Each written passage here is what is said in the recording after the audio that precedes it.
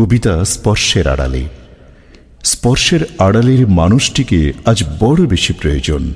ক্লান্তিতে, অবসরে, অনুভবে শুধু তাকেই চাইছে মন। কি অসহ্য সে চাওয়া জানে শুধু অন্তর্যামী। সে হয়তো দিব্যে আছে, নেই কোনো পিছু টান। প্রয়োজন তো আমার ছিল একটু ভেতরটা জানবার। জেনেই বা হয়েছে কি লাভ? দূরত্বের ভয়াবহ যন্ত্রণাকে সঙ্গী করে পথ চলতে হয়। সে পথে আছে অসহ্য বাধা।